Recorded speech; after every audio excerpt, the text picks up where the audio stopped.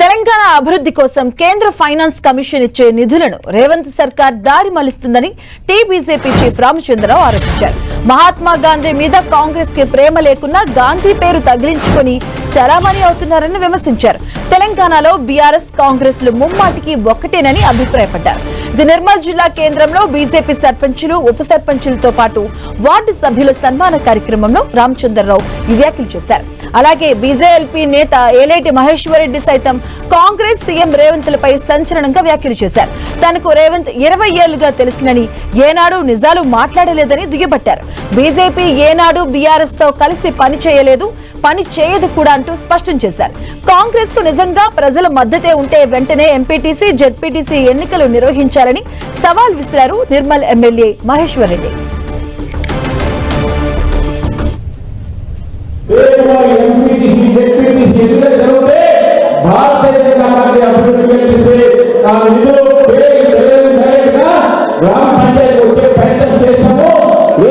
Congress party నిధులు గ్రామానికి ఇవ్వని ఇటువంటి చరిత్ర బీఆర్ఎస్ కాంగ్రెస్ వేరే కాదు. ఈ రెండు పార్టీలు కూడా ఒకటే. చూసాను అఖిలేశ్వరరావు వచ్చాడు, అఖిలేశ్వరరావు వచ్చి ఎవరు వేశాడు? కేటీఆర్ వేశాడు. అఖిలేశ్వరరావు వచ్చి ఎవరు వేశాడు? రేవంత్ రెడ్డి వేశాడు. ఎందుకు వేశాడంటే వాళ్ళిద్దరి మధ్య మధ్యవర్తి వేశారు. ఈ రోజు కూడా నరేగా అనేటువంటి కార్యక్రమాన్ని భారతీయ జనతా పార్టీ ప్రభుత్వం విజీ రామ్జీ అనే పేరుతో తీసుకువస్తే దాన్ని కాంగ్రెస్ పార్టీ వ్యతిరేకించింది అనుకోవచ్చు. వాళ్ళలో ఆపోజిషన్ ఉన్నారు. ఈ టీఆర్ఎస్ పార్టీలో ఒక సీట్ కూడా పాల్గొనడం లేదు. వాళ్ళు కూడా కాంగ్రెస్ భాష మాట్లాడుతూ ఉన్నారు. ఈ రెండు పార్టీలు కూడా ఈ వ్యతిరేకిస్తా ఉన్నారు.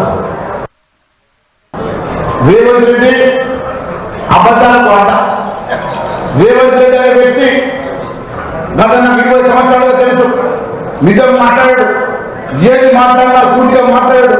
ఎప్పుడు కూడా ఇలాంటి అబద్ధాల నోటికి అబద్ధాలు తప్ప ఒకటి మాట్లాడాడు. టీఆర్ఎస్ పార్టీతో కలిసి పనిచేసేది ఎప్పుడైనా కాంగ్రెస్ పార్టీ, భారతీయ జనతా పార్టీ ఎప్పుడు టీఆర్ఎస్ తో కలిసి పనిచేయలేదు. భారతీయ జనతా పార్టీ ఎప్పుడు విశ్వాసం నిలబడలేదు.